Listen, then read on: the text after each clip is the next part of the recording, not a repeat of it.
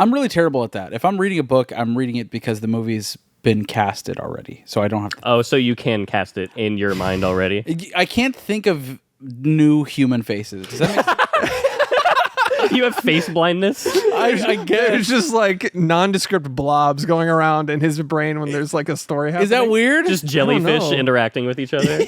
Like Bloodborne? Yeah. Just telepathic jellyfish flying around.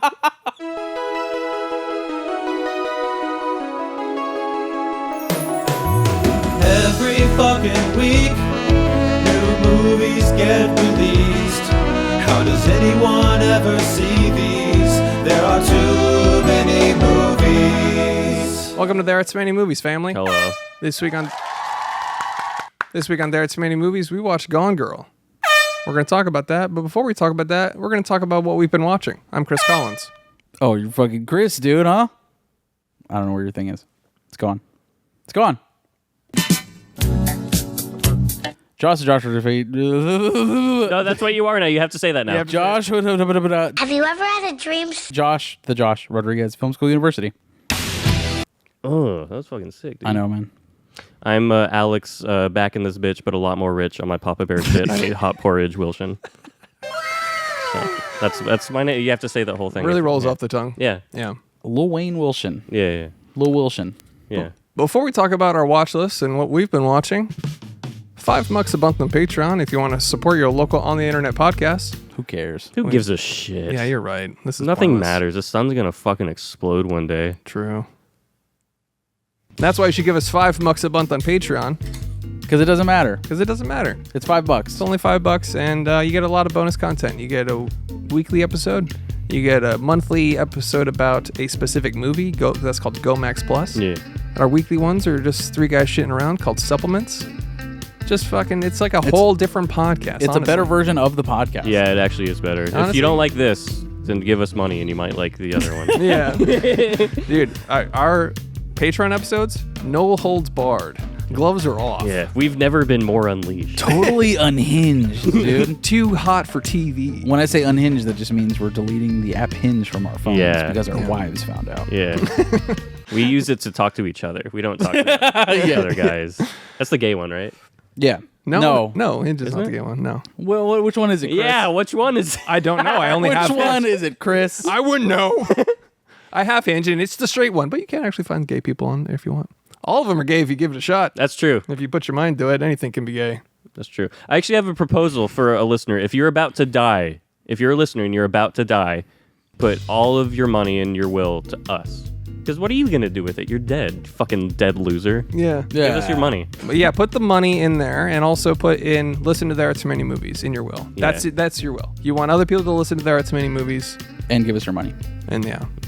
But it's only $5 a month for the rest of your life. You know what I'm saying? Yeah. That's all it is. You have to do it for the rest of your life if you start it. Like, by the way this country's going, it's only like $25. If you You know what I'm saying? You don't have much more time now. It's November. You get it? Yeah, so $5 a month for that. Yeah. All right. Who wants to kick off watch list this week? All right. I guess I'm kicking it off. You both look directly at me. You were looking around like you were going to say something. You know what? I'm about to say it. All right, let's start with 2024's Under the Bridge, dude. Yes, this is a television show that is on Hulu, a Hulu show. A if you will. Hulu OG. Because it's not on television, I don't think. Anyways, it's starring Lily Gladstone and Riley Keough of Fame. They're both famous. Of their own fame. Of their own fame. Lily Gladstone, of course, was in Killers of the Flower Moon. Riley Keough is known for a lot of bangers, dude. She was in Daisy Jones and the Six, which I'm a big fan of. Oh, yeah. She was also in Mad Max Fury Road, which we just watched. Fucking awesome detective series. I cannot express this enough. I'm not even done with it, but I fucking love this season so far. Christina's been obsessed with this show. It's really fucking good, dude. Yeah. It really is. It's I don't know if I want to get into the whole thing, dude. It's like this teenage girl is missing, so Detective Lily Gladstone has to figure out what's going on in this small town of Toronto, or it's like a small town in Toronto, whatever. And Riley Keough is a writer who's investigating it as well, who also knows Lily Gladstone. Excuse me. Really fucking great, though. Very dark, Music is great. Cinematography is great. The actors are magnificent. Please check it out. It is just one of those perfect vibey, getting to the bottom of it shows that I love very much. Under the Bridge, you said, on Hulu? Yeah, Under the Bridge. But you have to say it like... Under the bridge, man. Under the sea. I was going to say you have to say it like Kurt Cobain in the Batman song. How's that? Something in the way. Something's in my ass. You know how it goes. Oh, well, let me just pretend like my head was blown off with a shotgun. Yeah, I can't do that. You tried. I tried. Under the bridge. The bridge. The song is even in there, too. That's Do you think grunge. Courtney Love did it? Yeah. Probably. Moving on. I also watched Jungle Cruise 2021. Hell fucking yeah! Let's go, baby. Jungle Cruise, dude. I've been on the Jungle Cruise, by the way. Have you really? It's awesome. Is The Rock on it? No, I wish, dude. Damn it. His full-time gig is just like... He just does that now. just not animatronic. Just living at Disney World. Is that where it is? Yeah. Yeah. Germana. He's just doing that. Yeah. Hey, he's holding up a Zoa can as you go by. Like, be sure to pick up a Zoa in the gift shop. Pick up a Zoa on your way out. All right. He splashes you with it. You're like a bucket of Zoa as you... That's what the cruise is on top of, Zoa. Yeah. Oh, hell It's yeah. rivers of Zoa. It's a river of Zoa. Jungle Cruise is a movie that came out, produced by fucking Disney, distributor, whatever. Emily Blunt, The Rock. It's a fucking fun, silly time. I think it's funny that they've... Like, Pirates of the Caribbean, people don't know that that's a movie based on a ride at Disney World. Yeah. And it blew up to, like, Lord of the Rings level epic franchise. It used to be, one of them used to be the highest grossing movie of all time, right? Right.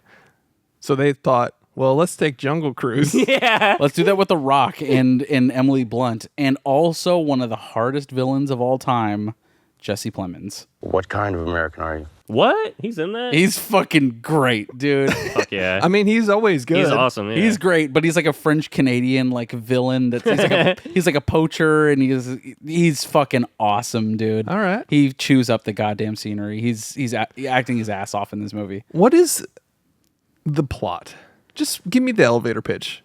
The elevator pitch. Emily Stone is an Indiana Jones-esque like artifacts finder, Elevator rides over, sorry. a Tomb Raider, if you will.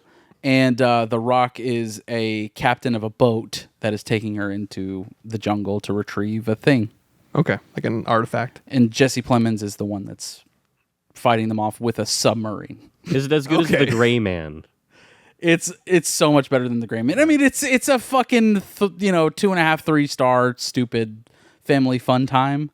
But I enjoyed it. It's great. Like Haunted Mansion 2023, you would argue? Definitely better than Haunted Mansion. Okay.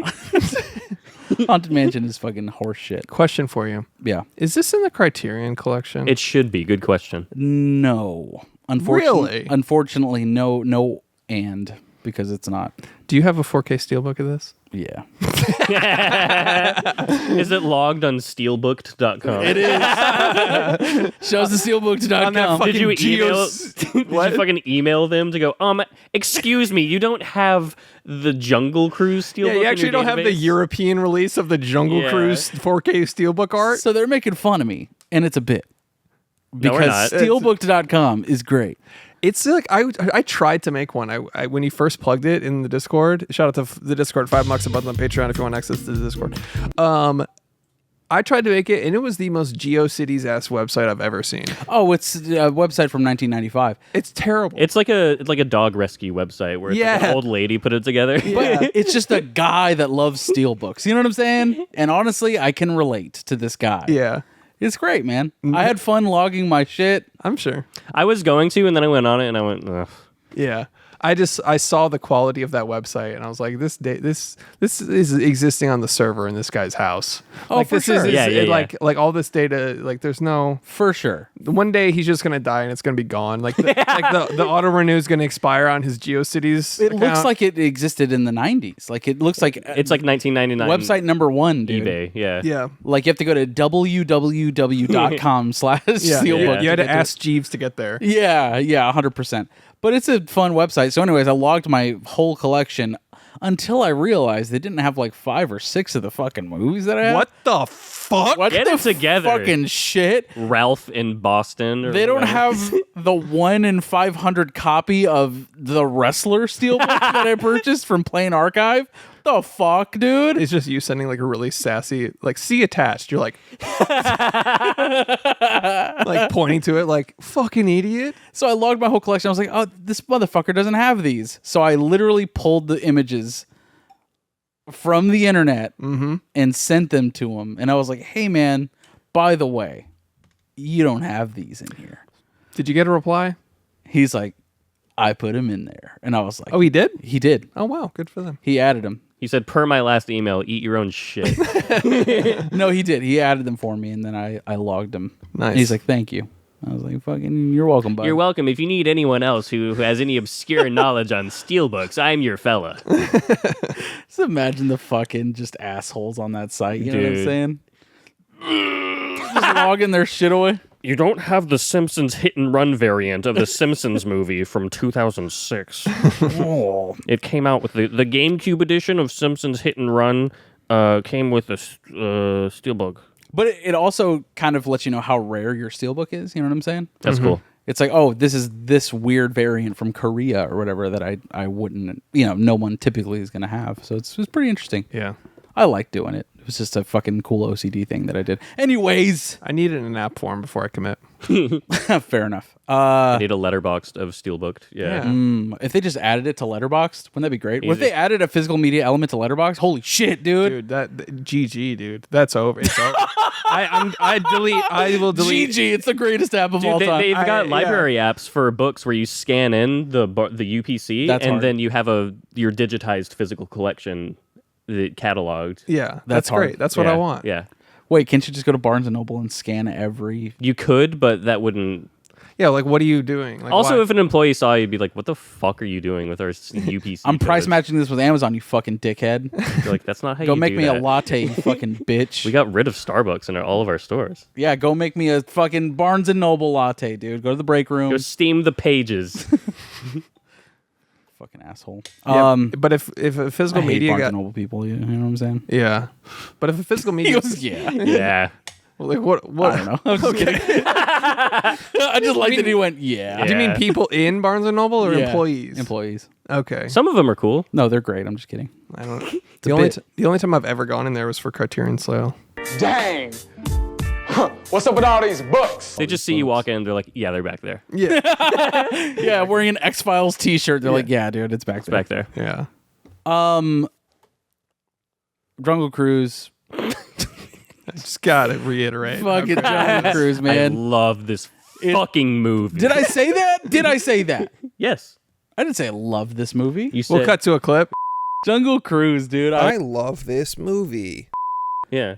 You said it like the old guy in the Olive Garden commercial. You were like, this movie is my family. I fucking love this movie. It's all right.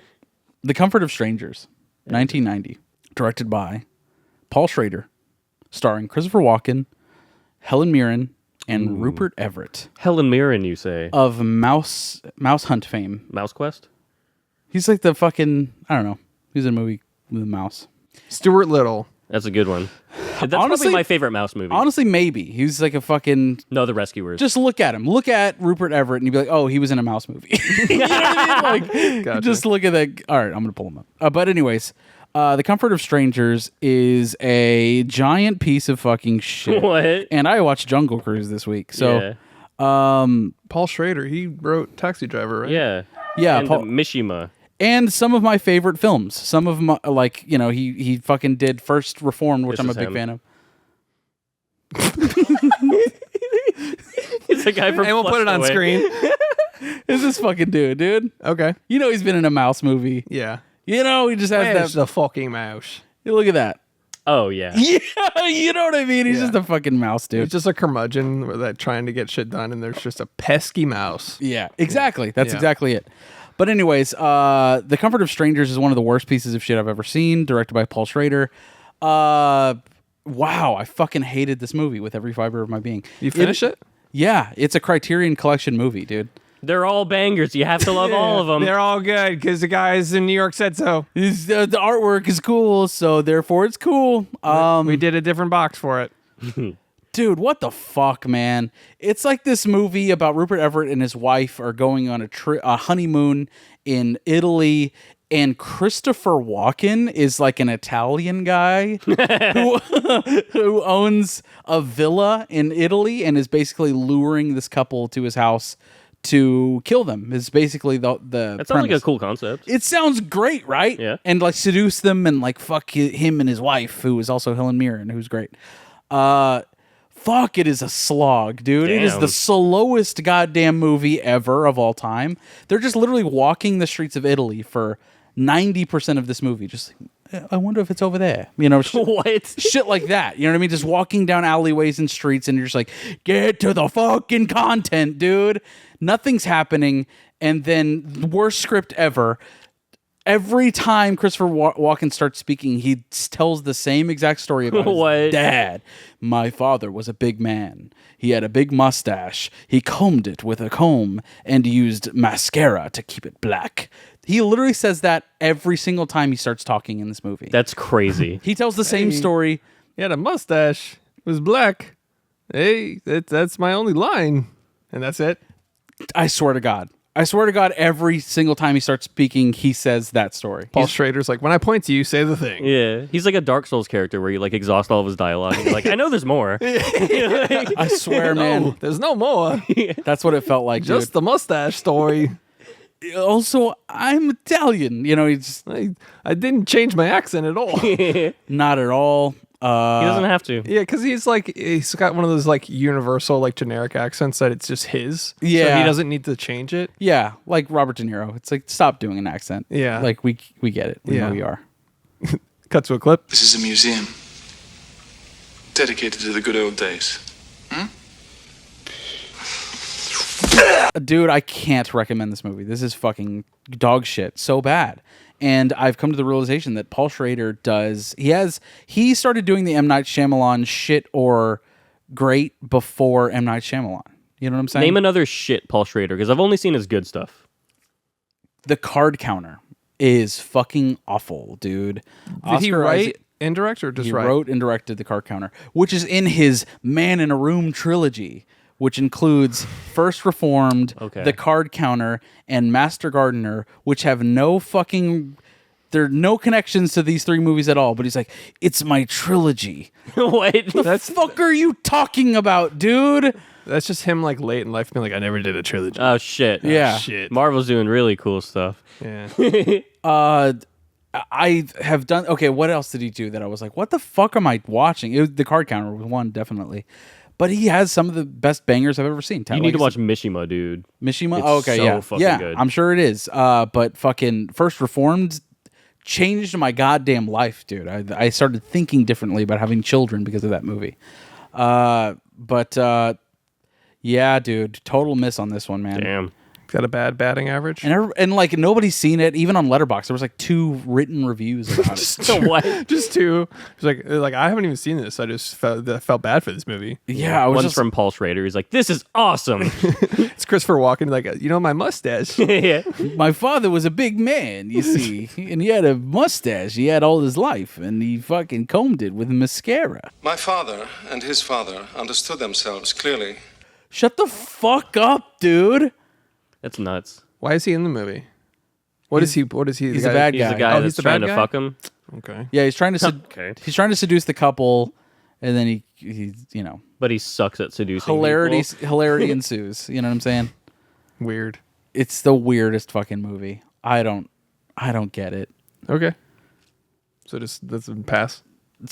Dude, don't fucking watch that piece of shit. I mean, maybe watch the Christopher Walken telling the dad story 4 times, but yeah, I don't know what the fuck. There was a fashion designer that did all of the costumes for the movie, so that was kind of cool. That sounds interesting. Like they're all in like really like the women are all in very flowy like Ethereal. ancient Greece. That's cool. Material like dresses and stuff. That was cool. Christopher Walken dressed great, and even Rupert Everett, who's like kind of like they're not poor, but they're not like affluent. Okay. But he dresses great. Looks cool. Cinematography's great, but fuck, it's boring. Damn. That's it for me. Okay. I'll go next. Okay. Dude, I watched a ton of shit because we were fucking delayed as shit. Yeah. Yeah, big So, time. Anyways, tires. Oh my God, yes. Do you watch the whole season? Yes. Wow. 6 episodes, Yeah. so 20 minutes each. Less than 2 hours, yeah. Yeah, it's you can fly through it. It's hilarious. Dude. It's Shane Gillis. It's got Stav from Come Town in it, or I'm sorry, Stav from Stavros, I guess. Yeah. Stop from Fame. Playing a scummy tire shop manager. It was Yeah. just perfect for him. Yeah.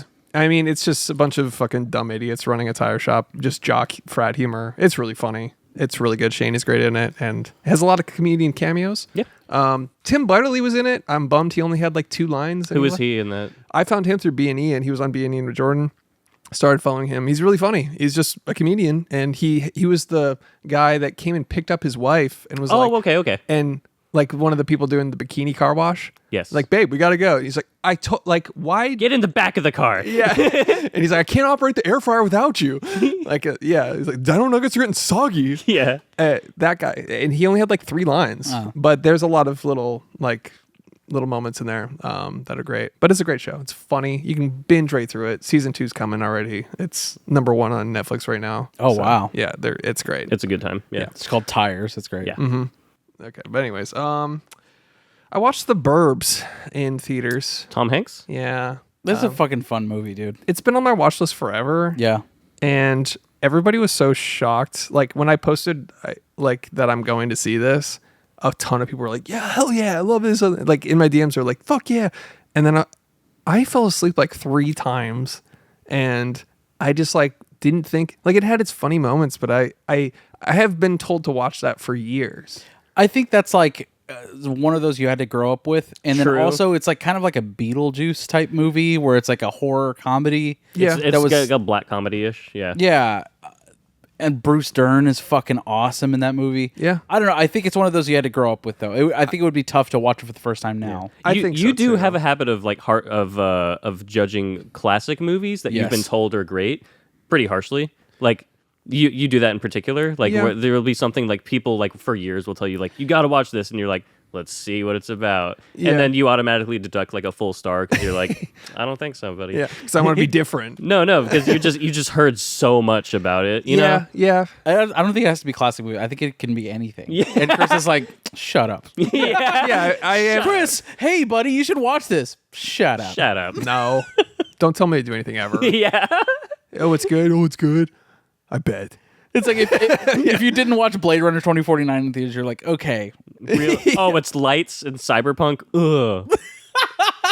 It's like somebody, if I hadn't seen 2001, like somebody's like, you should watch 2001. I'm like, okay, bud. Yeah. Oh, Battlefield Earth shit. Fuck you. Yeah. Okay, bud. Ooh, apes, humans in costumes. Yeah, real good.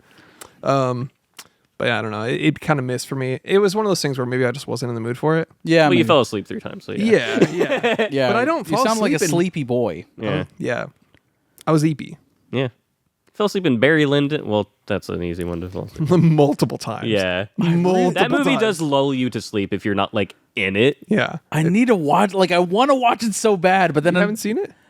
not all the way through. I fucking fell asleep. Yeah. it's literally like it's 2.5 hours of creep zooms. Yeah, like yeah. it's Which are like, great. Yeah, but it's like it'll start on. It's a classic Kubrick thing. It starts on like a shot and it becomes a completely different shot in 5 minutes after he Yeah. zooms out. Yeah. and then it's like, but that one particularly is very just like about a guy, a fuck boy in like early London. Just It's primarily occupied with looking pretty. Yeah, 100%. and it really looks good. And then every Great, time I'm yeah. like, man, I want to watch that, but I'm like, but Eyes Wide Shut is right there. You know what I mean? Like, it's like I'd kind of rather watch Eyes Wide Shut. It's As What Should is so much of a better thriller. But Barry Lyndon, yeah, I mean, you watch that 21 Savage TikTok, Yeah. and you're just like, this movie looks good. How many lawyers you got? A lot. How many times you got shot? A lot. It looks so good. Yeah. But like that person cut every cool moment in the film into 30 seconds. Yeah. So I don't know. I mean, it is an objectively beautiful movie, but not my favorite. But. No doubt. Why is Eyes Wide Shut his most rewatchable movie, though? Rewatchable. Naked people in masks. I think it appeals to your sensibilities of getting to the bottom of it. That is Secrets. Oh, dude, is something secret? It's very under the Silver Lake coded of Josh to like that movie the most. Yeah, kind of. Yeah, It's not my favorite of his, but it's the one I definitely go to more often. Yeah. yeah. I mean, And Full Metal Jacket's right there. What the fuck am I Yeah. doing? Ugh. that one's not rewatchable though. Really? Full Metal Jacket? I love Full Metal. That's to be fair, I have not rewatched it in a good 15 years. Yeah. But I mean, well, yeah, there you go. That's the argument we're having. That's why I conceded the point. Yeah. But yeah, it's rough because it's like, Yeah. I don't know, you got to go through the private pile stuff, and then you get to the real war, and that's rough too. And you're like, dude, war is hell, arguably. Yeah. Arguably. I'm going to say it. I'm going to say it, guys. I don't know if anyone said it. I'm going to be brave for a second. I'm about to say it. I'm about to say it. War is hell. War is heck, fellas. Whoa. So you said it, Joker. Watch your mouth, bud. You wouldn't get it. I'm so dark. I was joking around, but now I've seen the fog of war. The Kidder. Did I talk about Ripley yet? Ripley. No. Was that? No. Damn, we haven't done an episode in a minute. It's this Netflix series based on Talented Mr. Ripley. Oh, okay. Oh, shit. With the guy from Scott. Yes. Andrew Scott. I want to watch that so bad. Yes. Black and white, dude. Are you fucking kidding me? Oh, but Mank is stupid? Dude, it's amazing. Yeah, okay. done. And I don't even really like that's. But see, if I were Chris, I'd be like, shut up. Yeah, true. Yeah, I would be like, the series based on the famous movie in black and white. Yeah. If you don't discover it for yourself, you're like, this is stupid as shit. No, it really does. I literally. That's so Chris Cody, dude. Oh, not just discovering something myself. Yeah.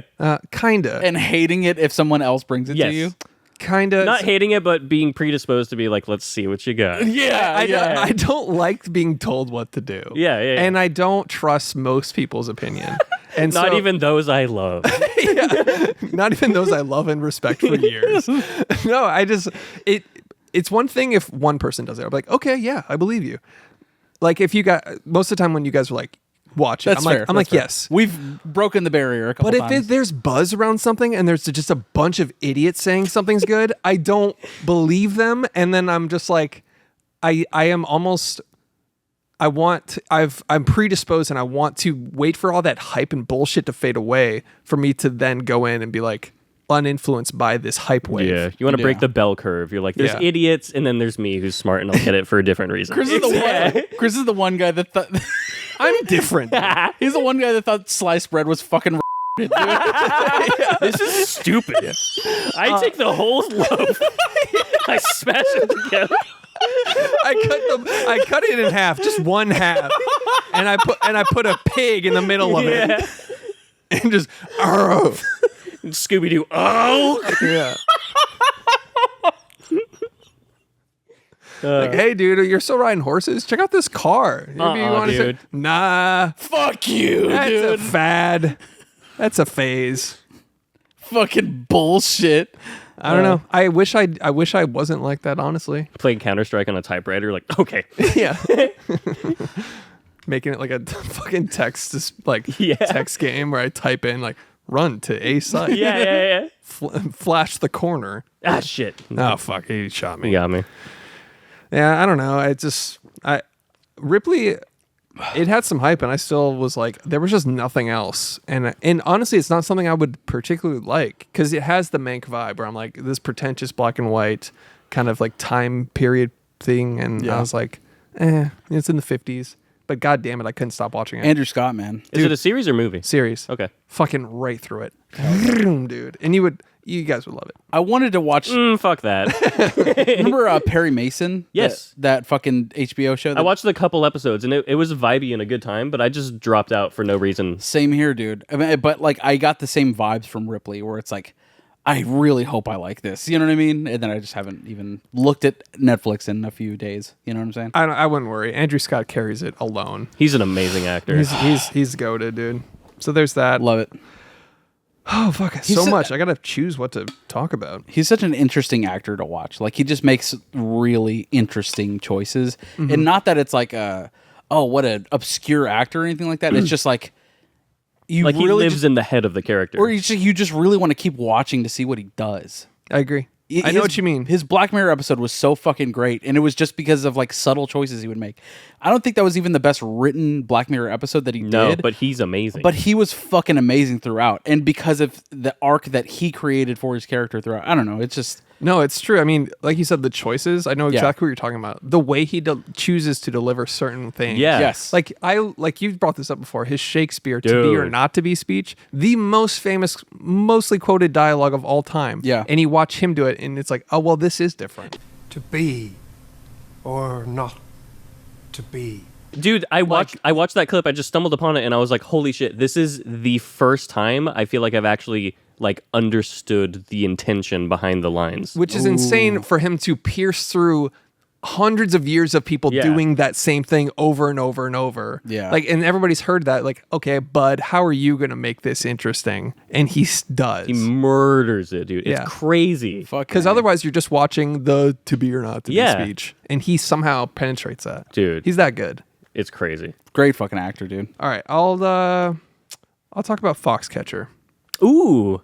For the first time. Oh! Let's fucking go. Oh! Oh, you nutted. Oh, Jesus. All over the iPad. No. It's short-circuiting. Oh, God. It was great. Fucking A, man. I put it on at like midnight, and then I had 1,000-yard stare after. Dude. Steve Carell. He's amazing. Steve Carell's unreal in that. If you go to a match knowing that you're going to win that match, odds are you're going to win that match. And that nose was so necessary. You don't see Steve Carell. No, he's legit a different... It's different for him because you're so used to seeing him being so funny. Yeah. Coaches. Oh, God. That whole speech. Yeah. And he just, like, he's just trying to create some bullshit. Yeah, when his mom comes in the gym. Oh. And he's and like, she just I gotta turns... Yeah. He's like, guys, we really gotta wrestle him, you know? And here, let's pair up. Let's run a drill. Oh, so cringy. Run a drill. And she just fucking wheels out. Yeah. She's like, oh, what a fucking idiot. Here, all right, go back to murdering each other. Yeah. Yeah.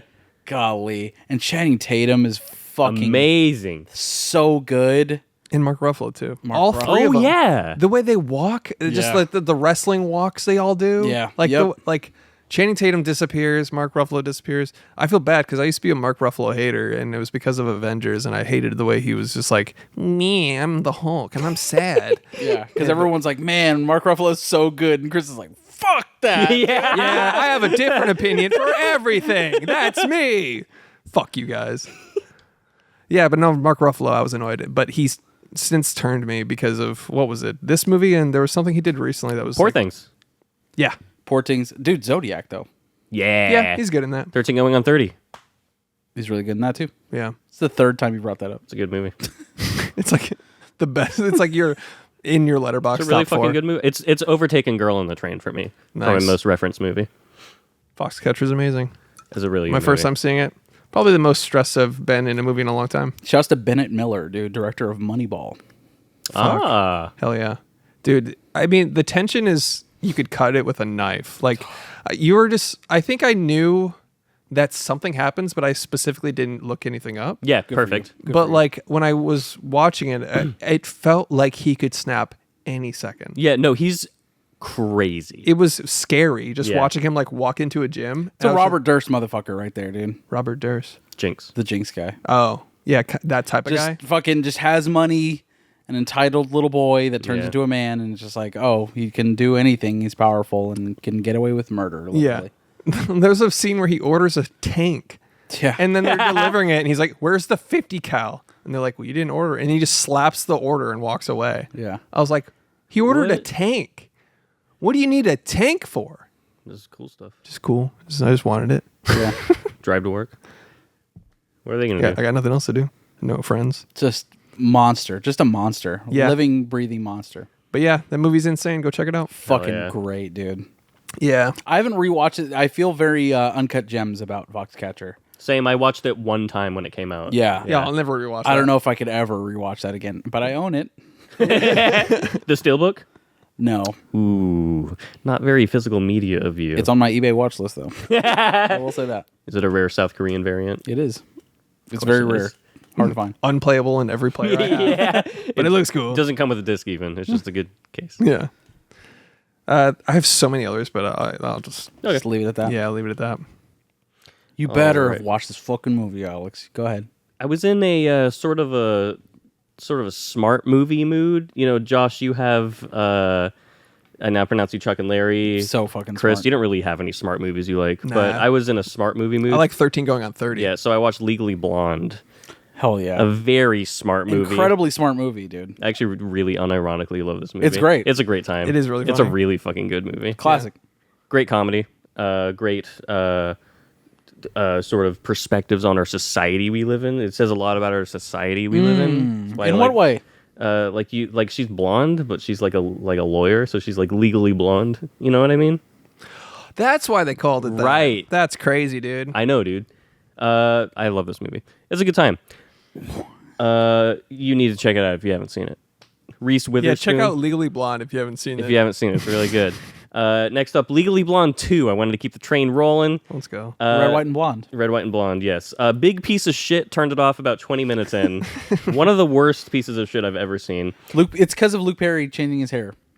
That's part of it. It's also that it seems like a completely different studio was responsible for every aspect of production. Like there are shots where it looks very direct to DVD. It looks direct to DVD. Like Legally Blonde 1 has no shots where you can tell someone's holding a camera, and Legally Blonde 2 has a lot of shots where you can tell someone's holding a camera, and it looks very like made for TV shit. Yeah. There's scenes where like there will be dialogue and no background noise. So it just feels very amateur. It's so weird. Strange. Yeah, and just bad movie. Keeping the smart movie train rolling, I watched a little sci-fi film with Andy Serkis, 13 going on 30. Let's fucking go. Let's dude. fucking go, guys. This is a great movie. It's one of the best romantic comedies ever. It is. Probably one of the gayest things Even though about... she's 13 years old. You're right. One of the gayest things about me is that I saw this in theaters when it came out. Same here. Because I wanted to see 13 going on 30 when it came out. Like I like people when they play with time. Yeah, it's sort Smart. of... Yeah. It's kind of a time travel body swap. I was a big fan of Alias with Jennifer Garner. Hell yeah. So I thought 13 going on 30 be a good time, and it was. This is a great movie. Mark Ruffalo, Andy Serkis. So charming. Yeah, he's great. The thriller dance scene. Great. Come on. You need a thriller dance scene in every movie ever. It's just a feel-good fun time. It actually really is. It's a good time. No lie, when I think of Summer Fun Top Down, part of me is thinking of the scene Thriller from 13 going on 30. I haven't seen this since I was a kid, I'll be honest. You need to watch it. It's great. It's really good. It's on Hulu. Check it out. No, thanks. With your favorite actor, Mark Ruffalo. Yeah. So I had sort of a girl boss week this week. I had Legally Blonde and 13 going on 30. Oh, Next my up. Gordonness, dude. Is this going to be a physical media It is. minute? Momentarily. For a moment. It will be. I've been watching. It's really rare that Christina's on board with watching something of this variety with me. And not only is she on board with it, she's fucking hyped to get to the next episode after we finish one. And that is an anime called Nana. This is about two girls who meet on a train and they get an apartment together and they trying to make it in the world. And it's a good time and it's a masterpiece, genuinely. Funny enough, it's based on the movie Girl on a Train. It is based on Girl on a Train. So they're just drunk the whole time? Yeah, they're just so fucked up, dude. It's a great show. I'm a long-haired white boy, so I am legally obligated to like this show. It's sort of a thing. Yeah, watch Nana. It's a great time. Thanks. Can I see that? I'm genuinely interested. It's really good. Two girls, two very different lives. See? And then there's a bunch of like goth fuckboys on the right. Yeah, here. yeah. That's her band. They're look called the like- Black Stones. Oh yeah, they all look like Jack Skellington. Yeah. Mm-hmm. You would like this, Josh. Two strangers on a train, but nothing in common. People are going to shit on you for actually shitting on this because it's widely loved. I'm not So, shitting on yeah, it. you are. We You didn't. hate it. We didn't shit on You anything. You we shit on We didn't it. say anything. You said, fuck this, fuck the Japanese, Whoa. let's drop another bomb. You said all that. nah, more like nee, dude. Oh, shit. Fucking got him, dude. Goes to sleep because it's Just bad. 3's not in there because it's in my PlayStation. You know, the art looks great. Lying. It's lying to us. I'm being We're gonna positive. cut to Alex's favorite anime here. What else you got? That's it. All right. Let's get into motherfucking Gone Girly. Yes. Okay, let's go. Get into it, BB. Based on Gillian Flynn. Her life. His That's her life story. I honestly, when I read this book, I was like, their marriage has got to be fucked. She's got to be a bitch. I was like, oh man, that's yeah, she's expressing herself. She's like, I fucking hate my husband. He's such a dick. I would do this. I would frame him. Yeah. Ugh. She's like just writing out everything she wishes she could do. Yeah. And she's like, yeah, no, honey, we're great. Yeah, her husband's like, say, honey, what are you working on? It's called Sharp Objects. yeah. Alrighty, gotta Dark go. Places. He's like clearing out the fucking silverware drawer. Yeah. Sleeping like with his eyes open, like he's scared as fuck. The proximity alarms on the door. Yeah. Fucking, he puts like knives on the doors. Oh fuck. Yeah, this.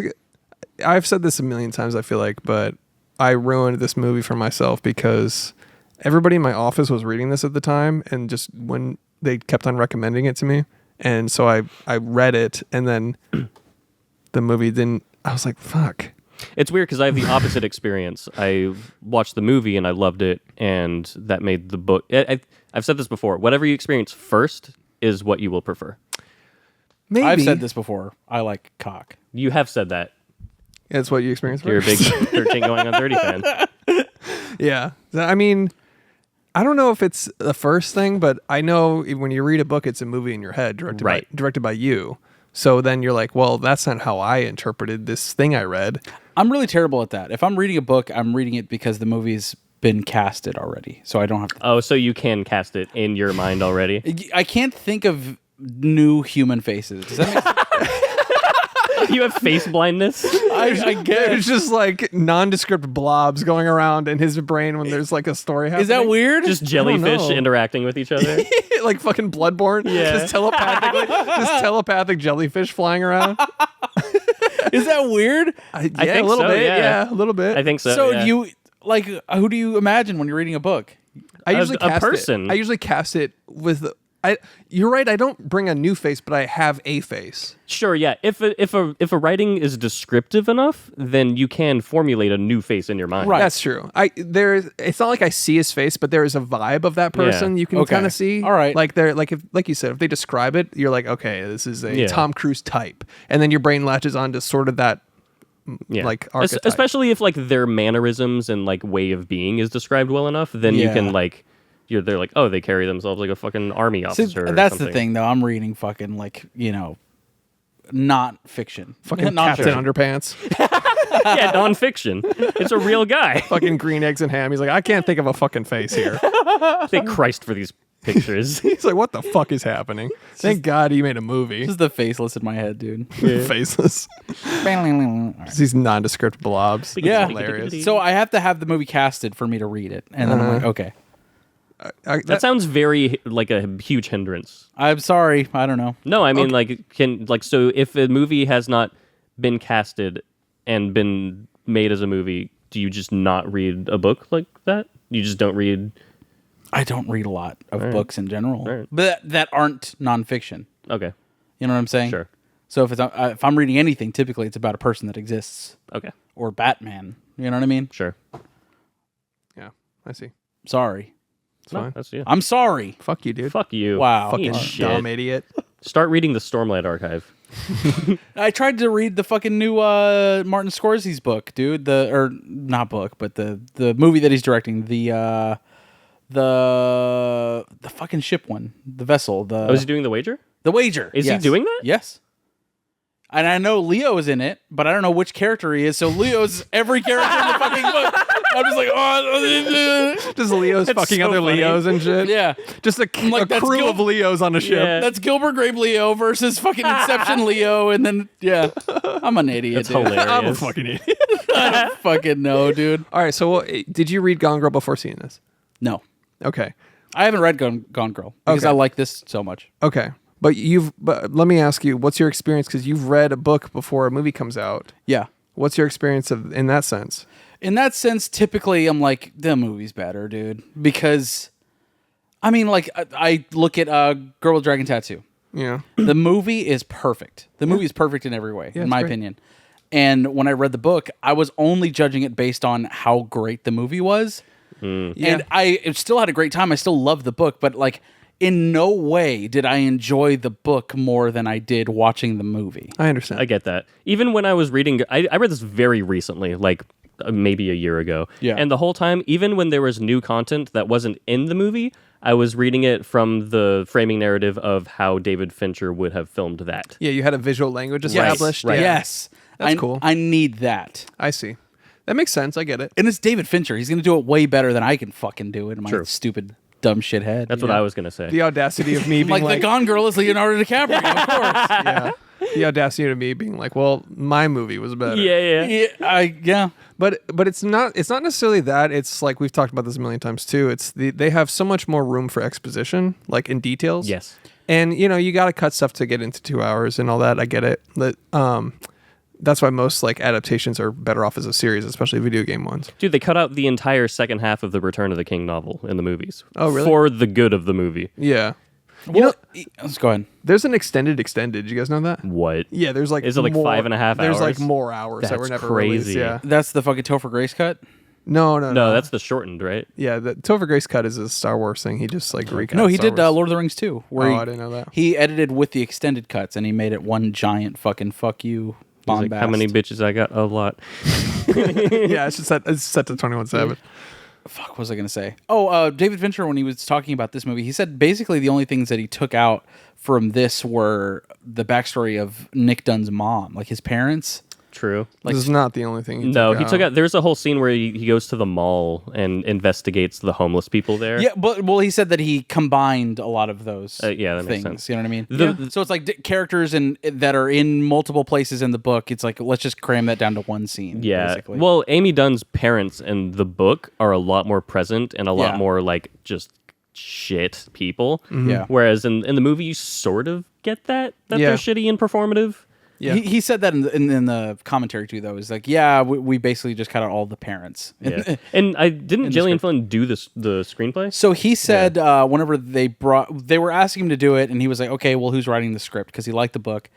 And they were like, oh, we're going to bring on this writer. He's like, just have Gillian do it. And apparently the studio was kind of like, yeah, but she's a writer, and apparently that whole thing about like she can't write this. Yeah. No, like she can write her own book, but adapting your own book to a screenplay that needs to fit in 2 hours. I've heard that doesn't usually work. Yeah, it typically doesn't work well for authors adapting to a screenplay. It's much easier for somebody else to kill their babies. But he said that he only wanted to do it if she was involved the whole way through. That's cool. So good on him for that. And it worked out like fuck. Yeah, and it was her first screenplay. Yeah, and he was talking about like whenever they were trying to find a place to actually put this, because North Carthage, Missouri is not an actual place. They were going around Missouri trying to find places, and they ended up, I don't remember exactly which town they were at, but they're like, okay, this is what we're thinking.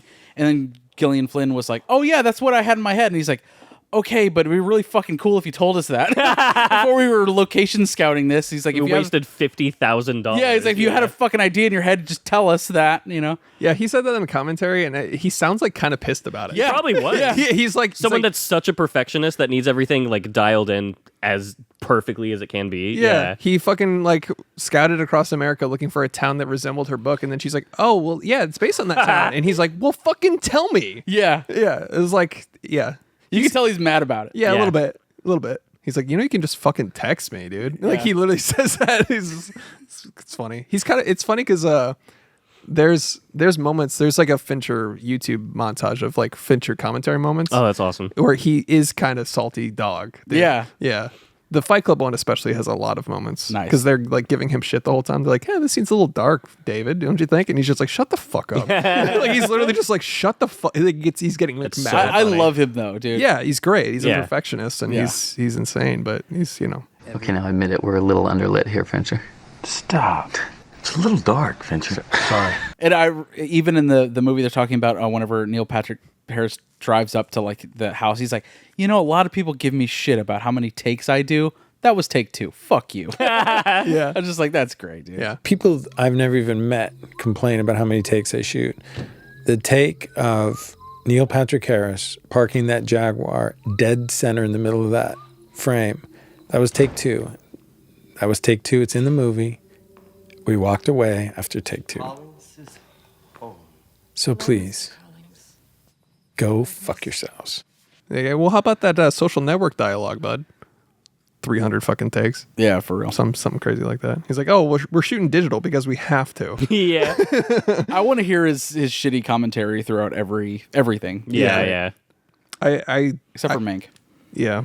My main point between the book and the movie was, I guess it's tough for me to say this because I already had the story in my head going in, but I didn't at all ever buy Ben Affleck as a bad guy. He seemed just like what the fuck's going on? I think it was perfect casting. Most of the time. It's good casting. I guess it's the way he played it. He didn't seem like a killer. And then in the book, I am constantly trying to figure out when it's jumping between their perspective and Amy's perspective. Up until that diary entry. Yeah. I'm trying to figure out if he did it because they both talk like they hated, like they are both conniving and terrible in the book. Yeah. You raise a good point because it's not that he's not a bad guy in this, but when I was watching it, I never once thought, oh, he killed his wife. Exactly. Yeah. He's just kind of like a jock that's like, what's going on? Yeah. Like it didn't. True, yeah. But there is a few moments like when they find the blood and put a Post-it on it, and then he makes eye contact with the cops, and the cops look at him. This is 2 quick shots. Yeah. And I was like, okay, that kind of felt like, wait, I'm a little concerned now. I would have been really surprised if they revealed that he actually killed. Like, I was like, oh, there's no fucking way he did anything to her. Yeah. You would have been shocked. When I was first watching the movie, not once did I think he did it. Yeah, see, in the book, I was like, like, it's a fucking, like, who the fuck is what? Wow. You go through it in like a fucking day. It's fucking great. It's really fucking But what's good. funny is that, like, that was never the appeal to me about this movie. Like, especially rewatching it. It was never about the mystery of, like, who did it. It was just like, this is great. You know what I mean? Like, I know. I think that's... I don't think I'll ever read a book before a movie comes out again because I would prefer to see, like... I don't want to. But I don't think it mattered to David Fincher even the mystery of it all. Maybe not. I don't think. I think the reveal of her plot was so central to his interpretation of the movie that all the other stuff is sort of backseat. Totally, and he didn't sign on to direct this movie for like several months after they started basically pre-production because. He was debating with the studio whether or not he can use only the film up until it's revealed that she is alive. He's like, we can only use that footage in the trailers. So as soon as we reveal that she's alive, none of that is going into the trailers. Smart, yeah. Not a single. Yeah, of course. But he's like, not a single fucking frame. Yeah. And they're like, so we can only sell this movie on the first 40 minutes of it, and that's why the studio was like. Yeah, we can't do that. We got to show blah, blah, blah, blah, blah. And he's like, well, fuck it. Then I'm not doing this. Yeah. I mean... I love a director that gives a shit about the trailer. You know what I mean? Yeah, I agree. He's very attentive when it comes to that. It is so crucial. Yeah. Like intentional, I meant. You have to market a film and put asses in seats. But what's the point of spoiling the actual story? Like, hey, the fucking... Like, imagine if the trailer was just like, guy, did he kill her? Did he not? Oh, yeah, she's driving on the road, but she framed him and blah, blah. Like, it would be like, well, there's no reveal going into it because then you're just like, well, how's she going to frame him the whole time? It'd be like Voldemort going, I put your name in the Goblet of Fire in the trailer. Yeah, seriously. Yeah, but like revealing characters that exist after that point, I guess, like the Tanner Bolt character or whatever. Mm-hmm. I don't know what it was, but the fact that he was so intentional about that to me is like, okay, this guy's a fucking master director. Like, he really gives a shit, even from a promotional standpoint of like, this is how we're selling this movie. And he understands that shit too. And you have to have a lot of pull to even have that influence, though. Oh, for sure. You imagine how many directors get fucked with that? Yes. Exactly. It's like, you really put the fucking ending in the movie, in the trailer of my fucking movie. You put Christian Bale jumping into the dragon's mouth in the Reign of Fire trailer. Yeah. Or like in The Gray when it was marketed like it was Taken with wolves. Yes. Yeah, and it's like, so much better. It's so much better. It's like, oh, so I'm gonna watch Liam Neeson, an action film where he fights wolves in the wilderness. Yeah, and then you watch a movie about like life and death and struggle and survival thriller, and you're like, well, this is not at all. Yeah. It's like Gary Paulson's Hatchet for adults. But you know they had to do it because of the success of Taken. They didn't have to, but I see that why they were did writing that. Yeah, financially they had to. Because they're like, we're not going to get asses in seats because he's now an action star. Yeah. Have you seen the Taken 3 fence scene? Yes. Oh my god. No, that's actually a Walk 'Em on the Tombstones. I worked on that. Is it? Piece of shit. Yeah. All right. Just that whole scene where he's like jumping over like 4 different. Fences? He's jumping over one fence, but it's like 18 different cuts.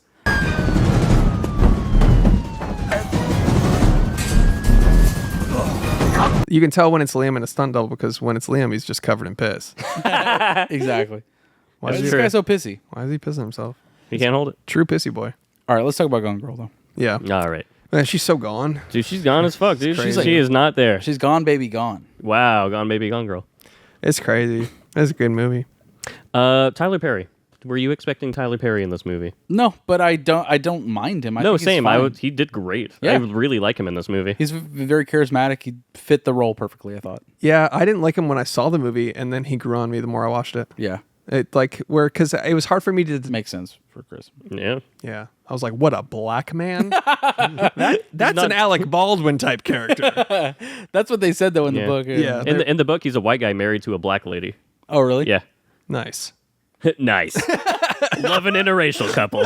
Nice. Nice. But yeah, Tyler Perry grew on me because at first I was like, I couldn't get past the fact that he just does the Medea movies. Yeah, it's the only thing I'd ever seen from him. Yeah. Exactly. And that's the only time I've seen him be in like a serious role. But You haven't seen Alex Cross? yeah, That's a when he's great network TV show. when he's an action star. Yeah. Yeah, skip the fuck out of that, man. It's Along Came the it was that Along Came a Spider is Alex Cross. It's Morgan Freeman. And then that author wrote more Alex Cross books, and they were like, instead of Morgan Freeman, how about we get Tyler Perry? Sure, dude. Hell yeah. Yeah, did you watch it? Alex Cross? Yeah. I did. I watched that in a dollar theater because there was nothing else to watch. How was that? Terrible. Waste of $1. Wild. You know who was actually good in that movie was Matthew Fox. Yeah, he's great. Oh, he's good. He's a good actor. He's a good actor, but like he fucking transformed his body for that movie. Really? He turned into this like fucking just jacked fucking gauge with fucking a bald head. He was like an insane person, like the serial killer of that movie. He was like this Kevin Spacey of that movie in Seven. He was actually really good, but that movie was terrible. And like, fuck, Matthew Fox deserves better than this piece of shit. Yeah, he kind of fell off after Lost. He'll be fine. Yeah, I'm sure. But one thing I want to say about Tyler Perry, though, Tyler Perry's agent withheld the fact that this was a famous book from him when he was casted. He didn't look it up or anything, and he agreed to it. And they purposefully did that because he said if he knew it was such a beloved book, he wouldn't have agreed to it because there's a lot more pressure to be. And I actually gained some respect from him in that sense when he said yeah, I don't want to touch anything that everybody loves because they're gonna hate it no matter what because you can't live up to be faithful to their vision or when it's so beloved you can't fucking good adaptations are few and far between. But he said he's glad he did it, but they didn't tell him that until he signed on the dotted line. What the fuck are you smiling about? It just gets a new script. He's like Catcher in the Rye.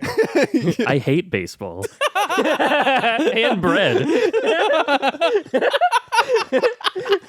Gets the script. He's like, the West Side Story. I'm from the East Side. Fuck this. Fuck that, dude. Lord of the Rings. I'm a necklace guy. What's a holy Bible? Yeah, it's just script just says Jesus Christ, and he's like, I'm down. As long as this isn't an existing property, I'll give it a shot. I will always give a non-existing IP. As long as Jesus Christ isn't beloved by millions of people. But yeah, I thought that was interesting, but yeah. Did you guys like the casting of Ben Affleck? I liked it. I thought it was great. I fucking loved it. He's perfect. He's so sort of hated in real life by a lot of people that it's kind of perfect in my opinion. It really is. And it's the subtleties. It's like, granted, in the book, I'm sure he has to smile during the press conference whenever they're taking photos of him next to the poster. Yeah, and you're in his head for those parts, so you see how he's like, I always feel like I have to smile. I feel like I'm trying to be polite. And but the way he does it in this was perfect. The way he smiles and then he's like, oh fuck. And his sister God. Yeah. Yeah. Dude, cut to her. Margot is the best part of this fucking movie. She's amazing. Carrie Coon. Physical media queen, by the way. Yeah. And I'm not wrong about this one, assholes. This is her first feature film. Yeah. Feature film debut. You don't know shit about movies. I know, right? I was blown away by that but I guess she'd done series before, but this was her first feature. Yeah. Crazy. She sent in a fucking audition from her iPad, basically, to David Fincher, and he's like, who is this? Who is this? Where has she been all of my life, basically? The Leftovers. She fucking murdered in this role. She's great. She's awesome. Yeah, she's perfect. Dude, when he kicks out his student that he's having an affair with, and her immediate, "You fucking idiot." You fucking idiot.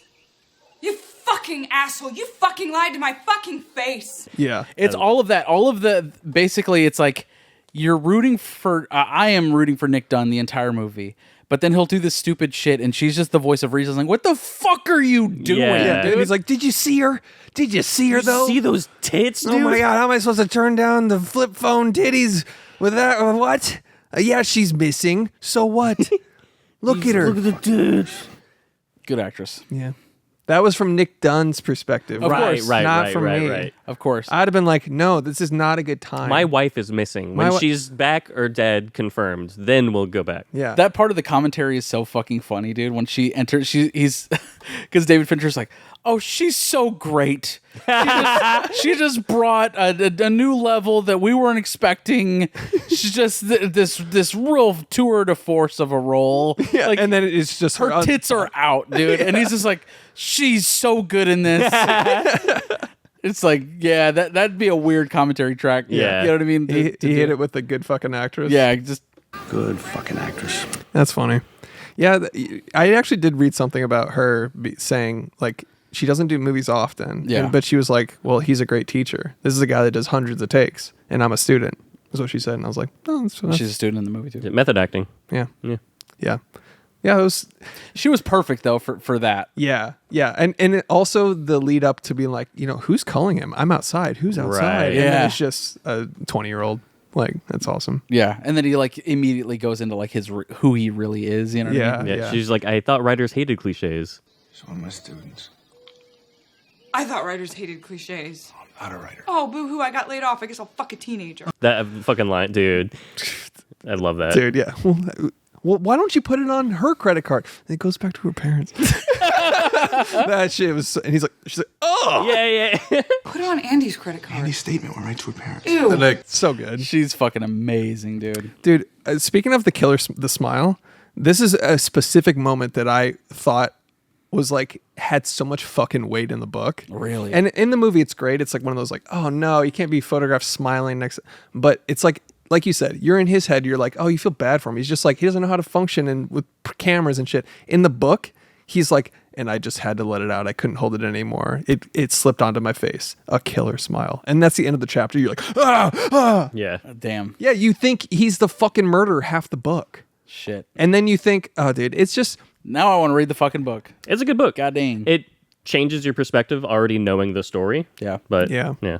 Yeah, I'll never do that again. I'll never do the book first because the whole time I was just like, And it took a while for this movie to grow back on me. Yeah. But it did. And once like the book faded from Yeah. me a little bit, Yeah. my love for the book. That would suck to be disappointed by this movie because it's so good. I dude. know. I wish I had never heard of it and then just seen a David Fincher film because then it would have been a Fincher film. It wouldn't have been the adaptation of the book I read. I'm pretty sure my first experience was was you describing that killer smile chapter, and then I watched the movie.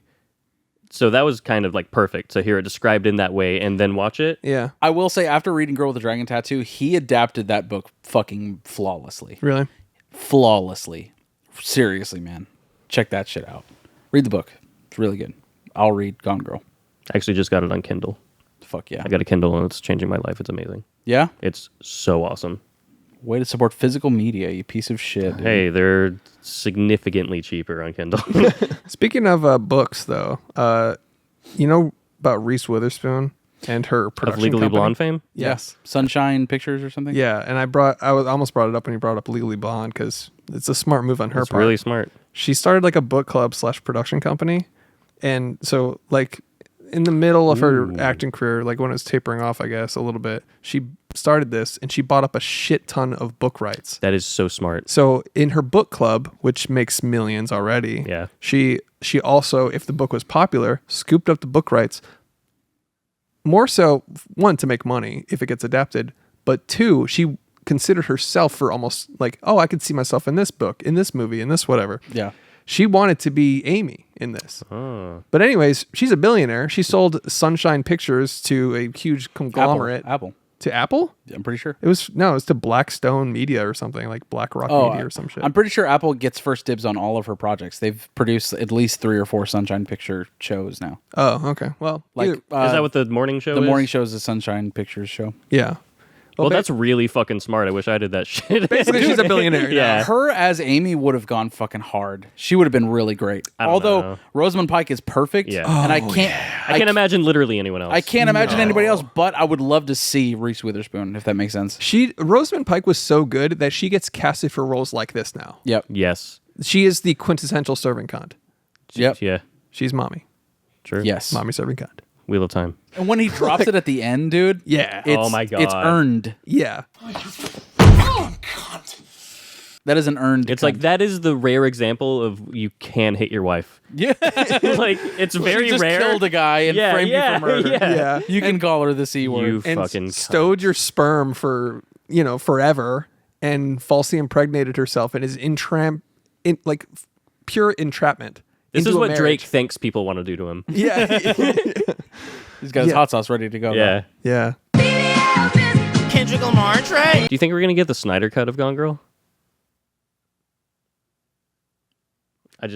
Yeah, Gone Girl extended edition, dude. I just think Snyder should Goner Girl cut every movie. Yeah. He's on Twitter. He's like, all right, guys, let's get it going. The slow-mo for no reason. Yeah. Nick Dunne going. The killer smiles in slow-mo. And then Xerxes is like, The flashes are exploding for no reason. yeah. They've got those old cameras. They Yeah. have to shoot a firework. Under a curtain. Oh. Yeah. Yeah. No. Why? No. Man. No, dude. Get the Snyder cut for Gone Girl. It's 4 hours long. It's in 4:3. I would like to see Reese Witherspoon in this, but Rosamund Pike is just... She's perfect. Fucking perfect, dude. Yeah. What did she do before this? No, she did Pride and Prejudice, the Keira Knightley one with Matthew McFadden. That's Are you the sure one it's not single Pride, thing. Prejudice, and Zombies? Oh shit, you're right. That's a real thing. I cannot believe that's real. Like Abraham Lincoln Vampire Hunter? Yes. I still want to watch that. It was fine. It looks fun. We watched it together, dude. No, we didn't. Yeah, you did, because you invited me and I said, no, that looks stupid. Well, and I did not go. Yeah, it was pretty forgettable. I mean, to be fair. Nice. For once, it's not my fault. It's the movie's fault. It was so bad, I forgot it. It wasn't... Hey, I just watched this movie. It's called Abraham Lincoln Vampire Hunter. It's pretty smart, if I do say so myself. Yeah, because I found it myself. Yes. I'm so used... Why do I remember that dumb shit? I remember that we watched it at Cinemark West Plano. That is weird. In the middle of the day. Yeah, better store that info forever. Yeah. Yeah. I'm like, what's my work password? Like, fuck. Just cycling through porn star names like, What were we talking about? Rosamund Pike and Reese Witherspoon. Yeah, she conceded once she talked to Fincher. She was like, never mind, I'm not good for this. Yeah, she's probably, I don't want to do 400 takes at a time. Dude. Yeah. But hey, get it right, you know? Yeah. Yeah. Neil Patrick. What do you think about Neil Patrick Harris in this? Another Love weird it. cast. Very unconventional casting in this movie that works perfectly. Agreed. Yeah, it worked it's one of those things where I don't buy it when I see it, and then like the more I rewatch it, I'm like, damn, it is good. It's perfect. It works. There's that shot where he looks at her ass, and I'm like, he is an ass man. There is that part. I thought it was really interesting because you're supposed to be convinced that he's the killer. And I felt that when I was watching this movie for the first time, whenever Nick Dunne knocks on his door, he opens the gate, and he just kind of has that like weird, like very standoffish albino stare. You know what I mean? He's got the light skin snare. Yeah. Just looking at him like, why are you here? You know what I mean? That whole fucking thing. I was like, oh, he did it. He fucking did that shit.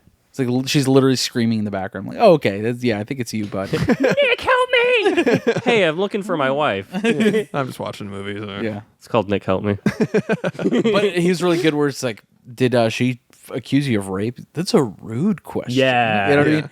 That's a strange question. Did you treat her bad? Did you cheat on her? That's a rude question. It's the way he fucking delivered that. He looks like old money. You know what I mean? Yes. Yeah. Like just generational wealth. Like that's just the vibe he gives off the whole fucking time. Yeah. And even Fincher was talking about like just the little mannerisms that he wasn't even directed on. Like whenever they're watching the show, his interview on that fucking interview show. And she's like, she has her hands covered in fucking like ice cream or whatever, and she's like flipping through the iPad that controls the whole entertainment center, and he's looking at her just like, oh, stop, like, stop fucking with my shit. You know what I mean? With him. Yeah, quit fucking with him. It's just like that shit that wasn't even directed to him. It's like it's those little choices that he made that just He has been rich his entire life, so it makes sense that he's very Really? Yeah, Doogie Howser. Oh, that's how he got his wealth. Yeah. Oh, okay. Yeah. But it's funny. That's not like, his entire life. He was like 8. So fuck you. So fuck you. He wasn't a rich baby. I only talk about rich babies on this show. Yeah, but the tour of the fucking house was so like. Just imagining a toddler like Merlot. Don't pour over me. Don't pour over me. A baby with milk. Don't pour over me. Don't pour over me. I'll bring my glass to you.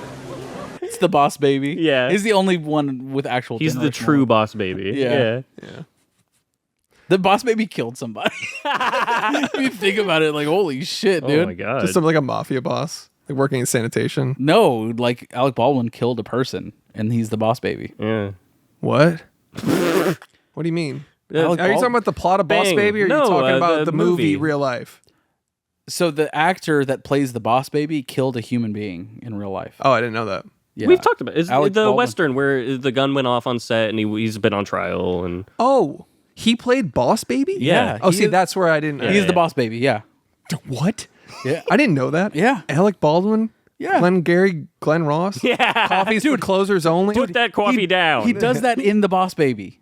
The coffee's for closers. He does the whole. Nuh-uh. Dude, I'm gonna pull it up. I'm pulling it up. Are you the true boss baby expert on this show? I feel so bad for him, though, to be honest. Yeah, that's That's the worst. He didn't mean to fucking kill somebody. No. And people are being like, It's whoa. other people's responsibility to make sure that you're not dealing with a goddamn real gun that On a shoots film a set. bullet. On a film That's set. crazy. Yeah. Guys, Did you know that in The Boss Baby, Alec Baldwin's line, Cookies are for closers. Cookies off of closes. That's fucking hilarious. Put that cookie down. Put that cookie down. Cookies are for closers. Oh my god. Yep, you did the fucking line, dude. Always be cookies. Yeah. That's the ABCs. Always be wow. Always be crying. That's what babies do. Yeah. That's what we do.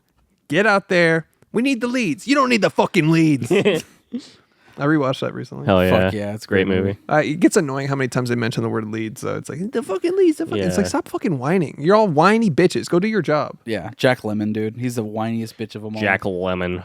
Great actor though. Yeah. He played that character perfectly. He did. Pathetic as fuck. Yep. But it's good. He's literally like, can I have the leads, please? Please give me the leads. I just want a little one, please. Oh, I just need a little weed so I can get the weed. And Al Pacino's perfect. The GOAT. In that movie specifically. He's so slick, dude. Like Yeah. even the way he walks around, goes to the bar, orders his drink, like just that whole vibe that he gives off. Yeah. Oh shit, And you owe me a Cadillac.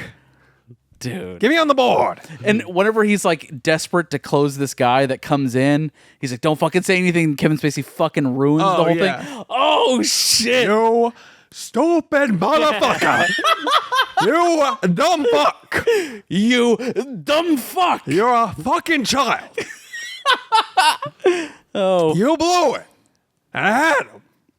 And the way the sleaziness of him be like, I gotta go. I can't. We can talk on Monday. He's like, yeah, but I have 3 days to cancel this deal. If we don't talk till Monday, he's like, what? Oh, I gotta catch a plane. I'm out of here in 45 minutes. You realize I gotta go. Yeah. Oh God. Anyways, we're not talking about Glenn Gary. We're talking about I closed it this morning. Fucking Kevin Spacey, dumb shit. dumb fucking asshole. That movie's phenomenal. But a movie that you can so clearly tell is a play. Oh, yeah. When you watch it, you're like, this is 12 Angry Men. You know what I mean? Where it's Oh, like- yeah, but it's great. It's even shot. It is great, but it's even like shot like a play. It's just a talkie sort of. Yeah. No, I love shit like so that. good. It's great though. But anyways, let's get back to Ghost You Girl. actually told me about that movie for the first time. I didn't know it existed until you told me about it. Really? That was when we were doing our first podcast. Remember that? Yeah. No. Nope. Yeah. Don't remember that. Another thing that I uselessly remember. I don't fucking know. That is wild. I remember. I was like, so there's this scene in Boss Baby. Yeah. It's actually based on a good movie. You showed me the Coffees for Closers scene, and I was like, oh, I'm sold. Yeah. That speech is good. Yeah. It's Yeah. an all-time classic. Yeah. Just the good news is you're fired. I don't gotta listen to this shit. You certainly don't, pal. Because the good news is you're fired. That's like one of my favorite lines. Yeah. And they're like, "What? You're fired. Now you need to get your jobs back." All right, we'll stop talking about Glengarry. This is about Gone Girl. This is about Gone Girl. Gone Glary, Gone Go. Girl. Always be cunting, Rosamund Pike. Yeah, exactly. You know the bar that they opened actually functioned as a bar for years? Good for Crazy. them. That's cool. That's like the Christopher Nolan corn thing. Yeah, they actually made money on that. Made a profit. Yeah. But I was laughing so hard at that scene where he basically is trying to just hold it together and not smile for the cameras, essentially. And then they do that press conference, and he's like, "I miss her so much." And then like the neighbor's like, "She was pregnant. What'd you do with your pregnant dead wife, Nick? Yeah, where is she, Nick?" And then he runs off like, the lawn. "If anybody has any information," do you guys want to say? Yeah. He just passes it off to the parents, and they're like, "What the fuck?" Dude, even the neighbor Noelle is unconventional great casting because she was on SNL, and I saw her and I was like, "Oh, what the fuck? Dude, she's in this?" She's a comedian, dude. Oh, I didn't know that. She's hilarious. She was. She does shit with June Diane Raphael. That's awesome. Well, she plays the dumb idiot well. It is kind of Perfect. humorous, honestly. Do you want to get to the Wait, hold on. unveiling? I want to talk about when he's like running away. Yeah. And the whole like mob of people with like torches is chasing him. Is just like, "Why are you running? Why are you running?" Like, Why are you running? Why are you running? like that fucking guy. Why are you running? And he like goes into like a light jog, and he's just like, "I'm totally innocent." Totally. Yeah. And the cop's like, "No questions, no questions." Well, speaking of the background artists, the at the house whenever they're filming, you know the people that are in lawn chairs across the street. Like when he opens the door for the first time and Margot's coming in and out, like you see people on the opposite side of the street in lawn chairs, watching them basically come in and out of their house with all the Like the vans and news shit like that. people. The lawn chair people were actually they were just human beings that were watching them film the movie. That's so funny. And then production assistants were like, "We'll get them out of here as soon as we start filming. We'll get them out." And Dave Fincher was like, "Actually, they're kind of perfect. Like, just leave them there." Yeah, the voyeurism aspect. Yeah. An aspect of the film I didn't really think was hammered home. Like, I didn't get the vibe. Like, it has sort of Not even with the Nancy Grace scenes? No, it did. Like, you know, like the exploitation and all that. Yeah. It kind of did, but it didn't get hammered home for me. Like, there wasn't like a much commentary on how shitty that aspect of real life occurrences are. Yeah. Where it's like, you know, they can go on there and accuse someone of being a fucking incestual relationship with their sister. Yeah, true. And they literally have, you know, they're missing their wife. Yeah. And then there's all this sensationalized drama. Yeah, I feel like he made his point with like his character. Like his character was shown to have to be dealing with some bullshit that he had no control over. It wasn't really like a central part of the plot or anything, but like... Well, Fincher made it pretty clear that he fucking hates people like that, like even in the commentary. Because he's talking about like, well, we don't want to be taking shots at like law enforcement. Like they're going to jump to their conclusions, of course. But it's like, we also don't mind taking shots at ambulance chasing tragedy vampires, is what he said. That's a good way of putting it. Yeah, I was like, fucking A, dude. And he's like, that Nancy Grace thing, he's like, whenever we filmed all of, what's her name? Missy Pyle? I don't fucking know her name. Her scenes as the Nancy Grace type character, they were filming that, and she's a comedian, so they were like doing funny versions of it and like kind of going over what Nancy Grace does. And they were like, this is almost too comedic. This is too... Like, we have to actually bring it down to like under what Nancy Grace does because it's so fucking awful, dude. Yeah. Death to all of them. It's so horrendous. She's a parody of herself. It's Dude, crazy. That whole Amy Smart thing, all of that, it just perfectly encapsulated that point in time. The fucking Scott Petersons, the fucking... Oh, yeah. You know what I mean? That whole, like you said, tragedy vampires. You know what I mean? That shit is perfect. But I think they did a good job of representing it. But I think they did tone it down because it's like it's almost too ridiculous. Yeah. If it's you go real. too flamboyant, and it's like, all right. Yeah. Real life is stranger than fiction. Yeah, for real. What were you gonna say? I was just gonna say, do you want to get to the reveal of her being alive? Which that monologue from the diary entry is like probably my favorite part of the whole movie. Yeah. Like I've fucking bleed some more. That whole fucking thing. I feel so much better now that I'm dead. Yeah. When she's eating the burger in the car with the fucking wound on her arm, fucking hair blown in the wind. You know what's funny? Talking about cool girls. I didn't realize That's the best monologue. Yeah. The cool girl monologue. she gained weight for that. Basically, that part up until she's in Desi's apartment or whatever. So she's heavier than she is there in than the rest of the entire movie because they wanted her to look totally different. I didn't catch that really, honestly. I didn't notice that either. I thought it was like prosthetics and like bodysuits. They did a few of those as like supplemental shots because you could tell like there's like a little like pillow basically. Yeah. Okay. Yeah. But I think this is one of the only stain on the movie for me. Really? Sorry, but you were going to say no, something. go ahead. The fact that she was like, well, I'm gonna kill myself, and I want to look different, so I dye my hair, and then she eats 2 cheeseburgers, and she's suddenly like on my 600-pound life. Yeah. It's literally she's only 8 days gone. Yeah. And it shows her eating Cheetos and cheeseburgers for only a week. Yeah. And then she's already ballooned. And then Well, that's because she hit her fucking face with the hammer, right? yeah, but no, there was still like this implication that she's bigger in this moment. Yeah, no, and I I didn't. I was like, that's not even necessary. Just dye your hair and take the wound and whatever. Maybe I'm just such a fat fuck that I'm like, I didn't even catch that she's heavier. I was like, she has different hair. Like, I don't know. Yeah, her face looks different. Totally. Yeah. There's like her cheeks are like full of cotton or something. Yeah, like she's just like the whole time. Right. Yeah, definitely that. But I thought that was more so to do with the hammer to the face. She had a hammer smash face, if you will. God damn. Yeah. Son of a bitch. Dun, dun, dun, dun, dun, dun, dun. I'll cut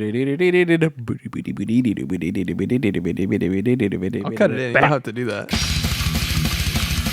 But yeah, so she ballooned up, and then also it only took her a day on the elliptical to lose it. She hit his fucking Peloton for 1 hour and was like, yeah, I'm back to Amy. That's how easy it is. That's how easy it is. Yeah, exactly. Get it together, idiots. Yeah. You fucking cheeseburger humans. Yeah. That's my only thing where it's like that transformation I'm fat from for the for If the you're audio listening to listeners. audio only. For the audio listeners. They're like, yeah, we could hear it. Gone girl, like 3 cheeseburgers in your mouth is. Yeah, that transition from chubby to skinny, like that, I got like whiplash. You know what I hated was the accent, the New Orleans accent. Yeah, yeah, I didn't like that, but I think you're not supposed to really buy it. I know. Yeah, I just she's like supposed to be bad shut at up, it, right? Shut up. Yeah, you know what I mean. I get what you're saying. Like Yeah. it was bad, but I think it was meant to be bad. It's the one part I skip over. Really? When I rewatch, yeah. Wow. Just anytime she's doing the accent and like I don't know. Just a weird thing. Josh hates women talking, I guess. I hate the movie Women Talking. That's true, I yeah. really do. Speaking of weight, though, Ben's weight fluctuated too because he was training for Batman. Fuck yeah. Oh, shit. That first shot of him with the fucking, just like a t-shirt in front of the Taking out house. the trash, yeah. Guys, yoked. Where's my wife? What if Rachel? I mean, Amy. Yeah, Amy. I love the reveal of her plot and you finally seeing like oh shit, she's a conniving bit. Like that's That montage is great. Yeah, that montage is great. But this is another example of like one thing I think the book does better is hammering home what a conniving psycho she is, dude. Like she is verifiably a conniving psycho in this movie and it's very clearly telegraphed. But the book is much more. You're in her head more, so it's just so much worse. Yeah. It's crazy. Yeah. Both of them, on both parts. Yeah, on yeah. Nick seems worse. And like even in the beginning when he's like, I want to crack open your skull, unravel your brains and see what you're made of or see what you're thinking. I picture cracking her lovely skull, unspooling her brains, trying to get answers. It doesn't even sound sinister in the first scene. No. He's just like, what's going on up there? Yeah. He's just like, I love my wife so much. What is she doing in there? Yeah. What's going on in there? But in the book, you're like, this guy's insane. Yeah. He's like, I'm going to break open your fucking skull. And like, I don't know. It just hits different. Some of the aspects are better in the movie than in the book, like the diary entries of the flashbacks to them meeting each other. Mhm. It's very corny and fairy tale like, and that comes across more in the movie, I think. Yeah, but do you think that's what it actually is, or you think that's her diary entry? No, that's her diary entry. Yeah. Well, she even says it, like mostly true. Like she's like, I got to give them the Ben and Amy story or the Nick and Amy story. Some true. You know, she even says that line where it's like, okay, she's writing a fantastical version of how they met. Yeah. And Yeah, it's like a perfect meet cute. Yeah, Where exactly. it's like, oh, nobody talks like that. You can't. This is 4 movies. I can't let you go through a sugar storm unkissed. What are you, gay? That's the gayest thing I've ever heard. Kiss me now. Yeah. Yeah, that's a very corny line. Yeah. That would give me the ick if I was a woman. Can't go. What do you like? What the fuck? Like the fuck? Get the fuck away from Also, me. framing me for murder would give me the. That would for sure give me. Yeah, the My wife tried to do that to me, dude. Yeah. Red flags. Top 10 red Yikes. flags. Top 10 red flags. If they frame you. It's for always murder. the lip biting too. That fucking. Oh God, Dude, I saw a TikTok that it was like that. It goes top 10 cringiest things at the airport, and it was a guy doing that, and then there was a wide shot of that guy filming that, going, oh, that was it's hilarious. I hate seeing people film content, even though we film content. Yeah, but we don't do it on the street. I know. In a public like a psycho. But like anytime I've ever done like my fucking Steelbook TikToks, you know what I mean, or just like physical media TikToks, I'm always just like, what a fucking asshole. As I'm doing it, yeah, I hate it too. As I'm doing, I'm just like, you piece of shit. Imagine setting it up on the tripod and doing it in public. Dude. And by the way, our content is just talking about a cover design of a Steelbook. Imagine your content is like, day in the life. Yeah. Day in the life. Get ready with me. Get ready with me. But dude, like, you know, like that guy that like films himself going to Target. Yeah. What? Yeah, dude, he'll like, it's a day in the life. You get ready with him, and then you go to Target and pick, grocery shop. And he sets up his tripod, and he'll go walk over to cereal and be like, yeah, this one. Yeah, so it looks like a movie. That's but it's like stupid as you have to like shit. you have to like detach him and be like, someone had to set that up. Yeah. Like when they start, he's getting out of bed. Yeah.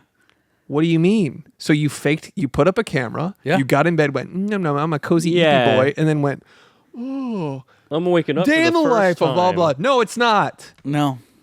You're living in your head on the internet. Yeah. You psychopath. You know what I do like? I like Ice Cup Korea. It's a guy who goes to 7-Elevens in Korea. He gets cups of ice and makes beverages with them. It's great. That's fine. It's great.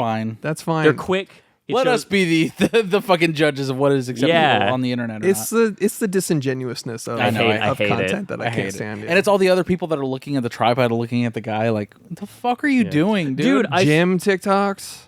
That was cringe, dude. I saw one where What's it wrong was. with that? I'm just kidding. I'm just like having set up. No, I know. I'm kidding. Dude, I saw one where it was a guy. It was like 2 Middle Eastern guys, and they were like, "We're new to the United States. We thought these store names were hilarious." And then they stand outside of a store and they read the store names like phonetically, and then they go, ah, and then you see them drop the laugh between cuts. Oh. It's so cringe. I thought it was intentional. Oh god, like they didn't edit it They properly. were like, That would be funny to like do the content like after the content. Yeah. Like you hit stop and you're just like, like what the fuck am I doing? And then just cuts to you editing it. You can hear it from the thing. Yeah. Ha ha ha. He's like trimming it and adding music. and yeah, shit. Ugh. rough. Anyways, Gone Girl. Good movie. It's really fucking good. I was laughing hard at the tour of the house. Like when he's like, "I'm gonna set you up in my lake house," of course. Yeah. And then he goes in the bathroom. He's like, "Heated floors, obviously." a Like subwar heated bed, best sleep you'll ever have. Yeah. Oh, the tub has a massage cycle, just to your liking, and all that. And she's just like, "All right, get the fuck out. I'm so tired." And he's like, "I'll leave you do it." That shit cracked me up. I don't know why, but I think Neil Patrick Harris was the perfect person for that. Yeah, because he's great. he just like you said, he looks rich. Yeah. It's like he has. Yeah, like, that guy looks fucking affluent as shit. Yeah, dude. Chiseled. That as dude's fuck. doing good. Yeah. Has the upturned face always, you know what I mean? And the fact that No matter how tall you are, he's just always... Yeah. he's like, I'm still above you, even though I'm looking up. Especially Uppies. knowing what's coming for that dude. Yeah. You're like, you fucker. Yeah. But Dude, that music right there when he gets Perfect. fucking perfect. Yeah. Jesus, the man. fades. Dude, even her hand slipping under the pillow, how well lit that is. My favorite thing is the shot of her right before she does it. What's that shot? Oh my god. She grabs the knife and she's holding it right here and she's looking at him like this. Ooh. It's just a quick shot, Yeah. but that is one of my favorites. Yeah. And how quick it is, the sip, and then the knife bouncing. Her getting up on top. Yeah. Oh, God, the music right there. It is a nice courtesy that she waits until he's about to come. That is, do you think that is the best nut anyone's ever had? Yeah. Do you think that's the greatest nut of all time? Yeah. A 20-year buildup. like just being baited with letters, edged with letters, written letters for 20 years, and then finally you came to my arms. Finally, follow that impulse. Search. The dead nut, dude. Yeah. Chris is like, honestly, that's how it'd go out. Honestly. It's like, what's your kink? Well, have you seen Gone Girl? We only have one shot at this. Yeah. wait. No, you did it too soon. Bleeding out on her. She's like, oh, gross. Oh, no. Dude, the way the blood is caked on her after that scene also is sick as fuck. And so purposeful, too. Yeah. Like, even the adjusting her hair after she makes sure that he bleeds out all the way. Yeah. And, like, just doesn't want to get it on her hair. Yeah, Love that. but she's also, she cries for like a split second. That little, and then she goes, oh, and then she's back. That was so it's fucking scary. sociopath insane. But also he had to nut because she needed that to prove like true the rape, or better prove it. Mandatory nut, the best kind. It was a mandatory nut. Had to do it. Had no other option. Gone goo. Gugon, if you will. Gugon. Then she runs back home, and then Fincher was like, "Oh, he's like, this is the first scene that I ever showed the crew after we filmed it." He's like, I showed them the dailies of the Gone with the Wind shot. Like, whenever she runs into his arms, and then she falls dramatically, and then he's like, "That's the first shot that I showed them," and they were like, "What is this? What are we doing? What are we filming?" And he's like, "Yeah." It's crazy because it could so easily be like too corny. If that was your only reference for the movie you've been filming for months, that was the shot that he showed you, you'd be like, "What the fuck are we doing?" Yeah. here? It's almost like a prank to show him that. It's like we're doing a Lynch movie. We're like, are we doing like a soap opera secretly?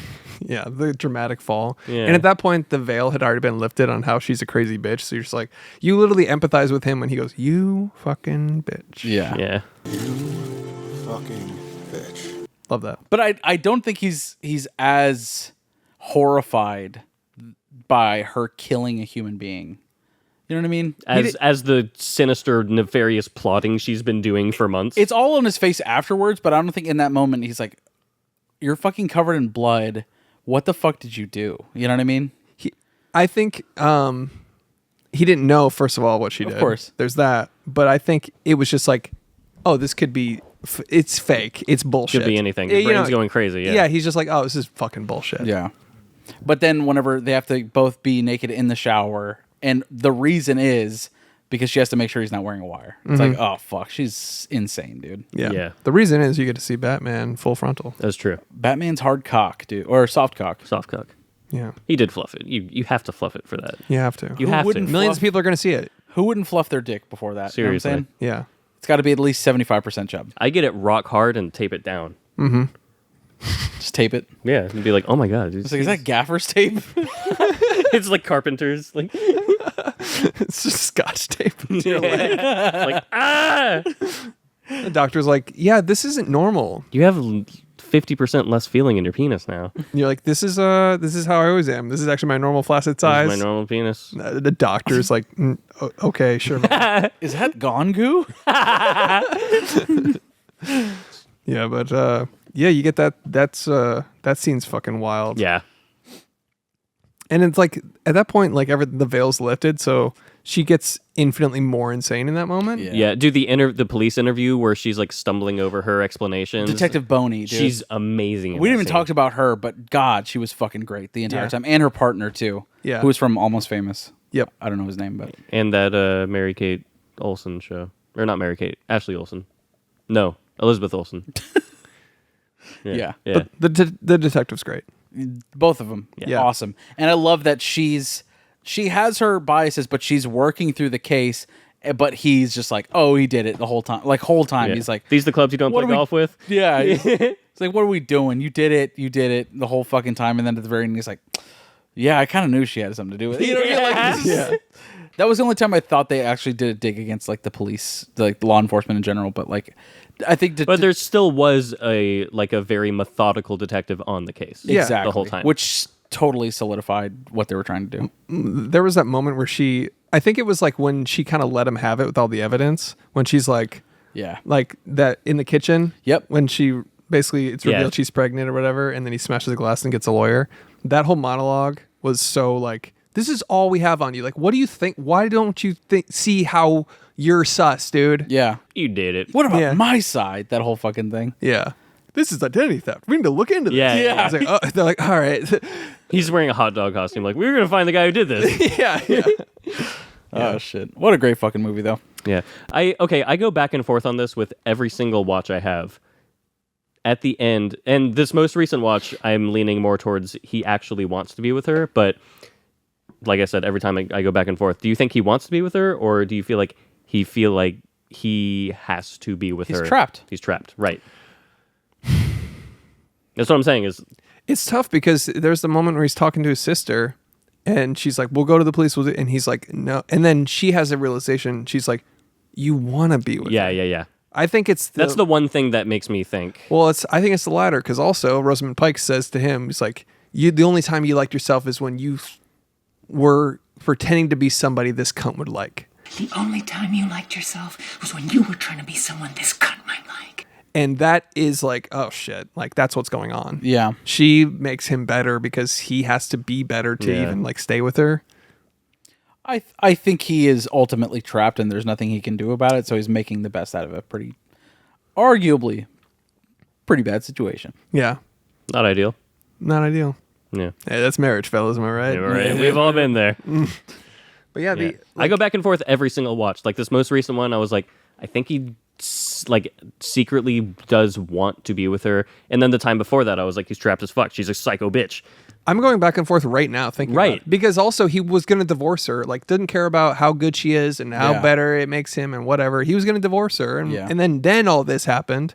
And, he's basically trapped. Well, now he doesn't have Emily Ratajkowski or whatever. Yeah, bummer. Big bummer. Yeah. Girl with the come on me tits. Yeah. The girl with the giant come on me tits.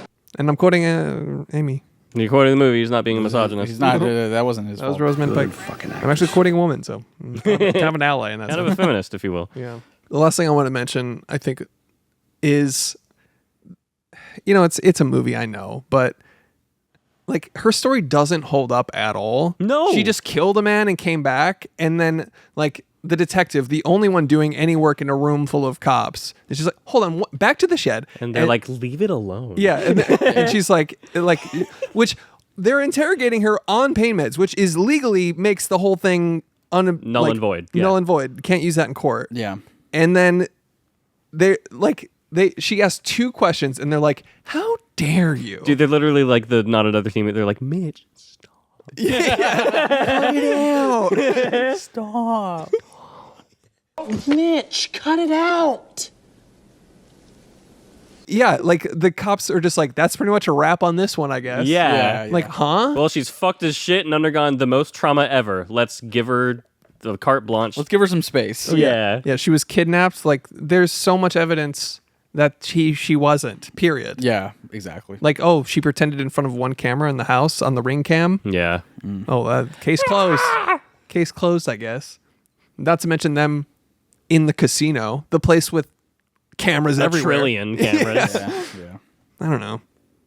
But yeah, it's one of those things where it's like, I'm not going to complain. It's a good movie, but it's they kind of You just gotta go, suspend your disbelief. Yeah, there's one. They kind of just go, well, that's that. Yeah. But then you do see after the fact that Boney she's like, oh shit, you're right, Nick. Because they're with Tanner Bolts, and they're like, yeah. And they're like, Nothing what do we we can do? do. Yeah. Nothing we can do. Yeah. The FBI took it over. It's a federal case now. Yeah. And the FBI just went, yeah, she's fine. Yeah, it's fine. Whatever. She's hot. She's home. She couldn't kill somebody. Rich guy dead. No problem. No problem. Case closed. Redistributed his wealth, and now we have more tax money. So. Yeah. We're all set. Anyways, that's that for me. That's it. Fucking Gone Girl, dude. Now.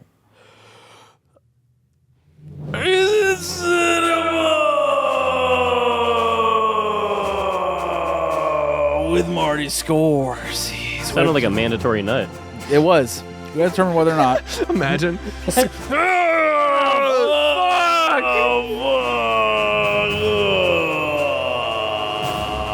Cinema. It's just that scene where like she's just cut his neck and you're still on the bed and just Oh shit! Is it cinema with Marty Scores? We have determined whether or not Gone Girl is in fact cinema or not cinema. That's how we rate movies on this show. Are you on birth control? I guess it doesn't matter. Nothing matters. Tell my story. There's a time. I'll be your Huckleberry. Oh. All right. Is it cinema? Is it cinema? Yeah. Yeah. Yeah. Easily. Fucking. No, duh, dude. It's a David Fincher film. Of course it is, except for Mank. Except for that one movie. 2 movies. Benjamin Button. Questionable. I've only seen it the one time. And I've never seen it. I own it because it's in the Criterion Collection, and I'm a fucking collecting asshole. The game is corny. The game? The game is good. I thought you were saying the game for Benjamin Button, dude. The official game. The PS2 game, Curious Case of Benjamin Button. Yeah, no, his movie, The Game, is corny. I love the game. It's like pseudo-intellectual, stupid. It's a smart movie. It's just a good thriller. I don't know. Whatever. But does it belong in the one true format of 4-3? God damn. If we like a movie a lot, if it's in the Criterion Collective Collection, do we want to own it on Blu-ray, Steelbook, Korean exclusive Steelbook? There you go. Are we going to log it in steelbook.com? It's the next level. Are we going to send an email to some guy in the middle of North Carolina in the suburbs to set up a GeoCities website? All right. Is it 4-3 for you guys? Yeah. Yeah. I own it. Easily. Yeah, of course. It's a great movie. Arguably my favorite Fincher. Me too, dude. I think it is. Well, not favorite Fincher, but still really good. Zodiac for me. Yeah, I get that. 100%. Killer. Probably. Ooh, The Killer's so good. I don't know. Girl with the Dragon Tattoo, I've probably seen 100 times. Imagine if you hated the Smiths, though. You know what I mean? Yeah, that would be a rough sit. Like, God fucking damn it. It's just like your least favorite band. Just like, fuck.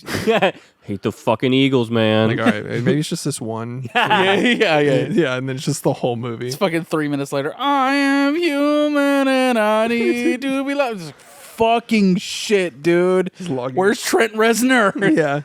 All right. It's 4-3 for us. Obviously. We fucking own it. It's right there with all the other David Fincher fucking cinema 4-3s. We just did a Fight Club not too long ago. Yeah. Oh, by the way, it's the 10th anniversary of Gone Girl. Can you believe that shit? Yes.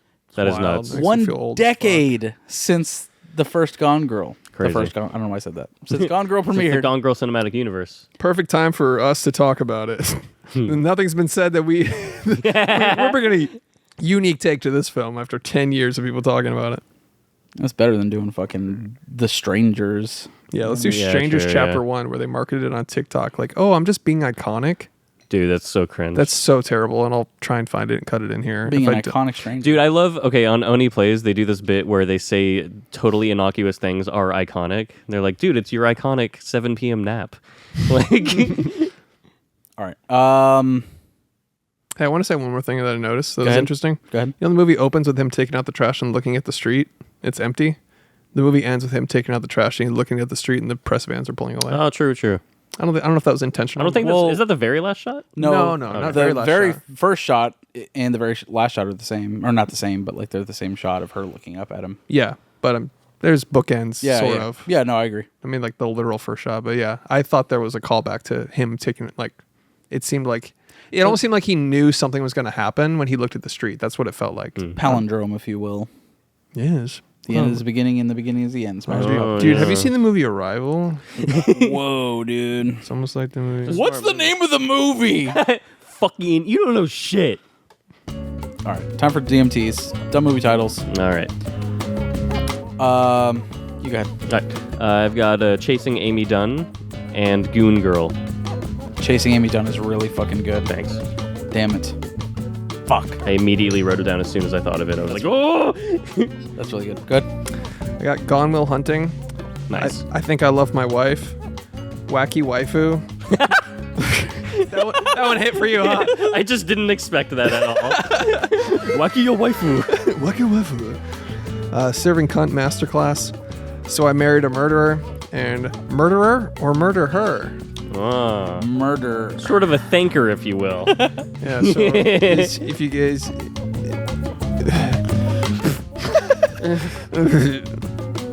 Mine is Bye Lady. Bye Bitch. Fuck, I had another good one. My fucking notes, dude. That's it. I'm sure it was great. Couldn't remember it. Must have been really good. Fuck you, man. Fuck you. It's very memorable. Talking all that shit. Yet you can remember Cinemark West Plano is where we saw Abe Lincoln Vampire Hunter. That's the kind of brain to have. You're like, we're full. The brain's like, no more storage. We got to hold on to this memory. We remember all Zoa flavors and the places where we watch movies. Yeah. All right, that's it. Actor game for Ben. Ben Affleck. Fuck. Ooh. I do Rosamund, but I literally don't know. Same. I know like 3 things. I Care a Lot. She was in that. All right, go ahead. Mm-hmm. She was also in a Massive Attack video where they did a shout out to the possession scene. Oh, cool. The subway, the same famous subway scene. Yeah. They did a whole music video with her. Massive Attack. Oh, that's cool. I think it was Massive Attack. Whatever. Well, you won the DMT, so. Okay. Gone Girl. Ben Affleck. Batman v Superman: Dawn of Justice. Argo. Chasing Amy. Let's go. Jersey Girl. Jay and Silent Bob. Whichever one he's in. Dogma. Let me go with Phantoms. He was the bomb in Phantoms. He was, true. Daredevil. The Town. Great fucking movie. Live by Night.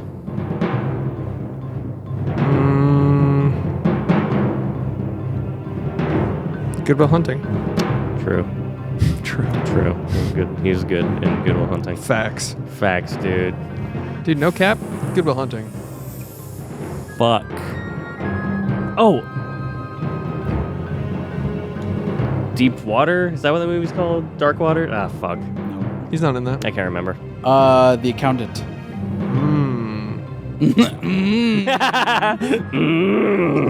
Yes. Hungry for the movie The Accountant. Sounded like a fat man. Burbs and Rubs accountant-shaped belly. Ben Affleck, fuck. Oh. Jiggly. Oh, it's a great movie. Speaking of smart movies. Yeah. The Company Men.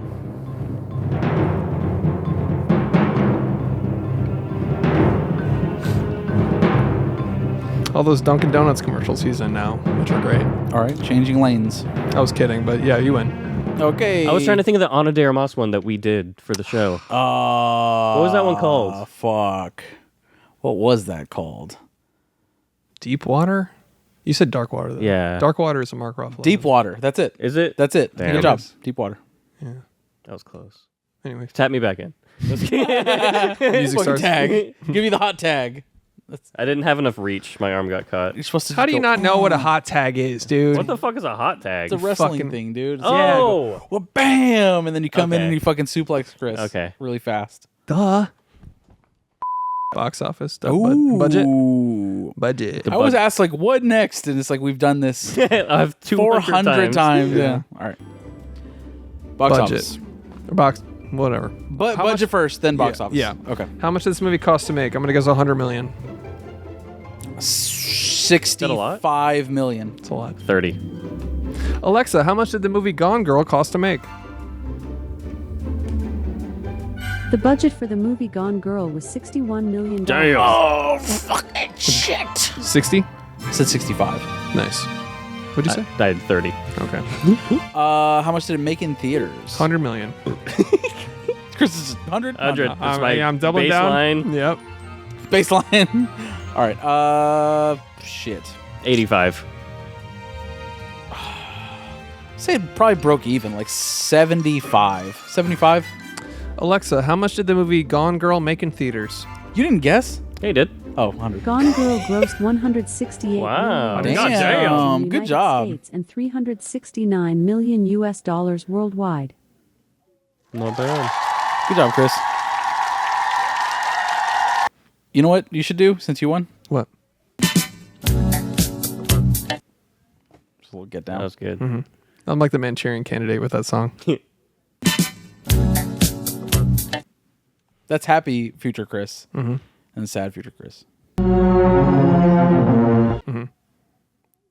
Present Chris? But when he has to edit this later. Literally waking up. When you have to edit out all the N words you said during this episode. Yeah. I know. It's that gonna be you a, said. It's going to be a long edit. I do Chris jacking off music. Hell yeah. Chris Hardcock Collins. I have to time that sample right when I buzz. Like, wait, hold on.